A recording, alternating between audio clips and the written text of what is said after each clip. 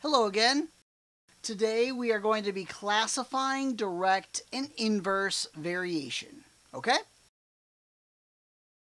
So you've learned that when x and y vary directly, that the equation looks like this. Y equals k times x. Another type of variation would be inverse variation. X and y will show inverse variation if y is equal to k divided by x. And for both of these, k cannot equal 0. I'll show you some examples.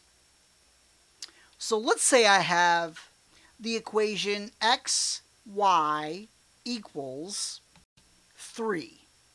Notice for both direct variation and inverse variation, they both start off with y equals. So we need to change this and convert this to say y equals something. So I'll divide both sides by x. So y is equal to 3 over x. Now, does that look more like direct or inverse variation? Well, since its y is set equal to something divided by x, that would mean that it's inverse variation, because y and x vary inversely. What if I have y divided by 2 equals x? Is that direct variation or inverse variation? You might think because there's a fraction involved that it's automatically inverse, but be mindful that we need to get y by itself before we determine if it is direct or inverse variation. So what I'll do is I'll multiply both sides by 2,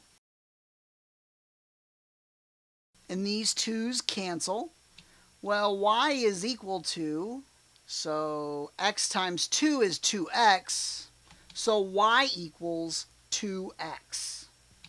So I would say that this is a direct variation because they are of the form y equals kx.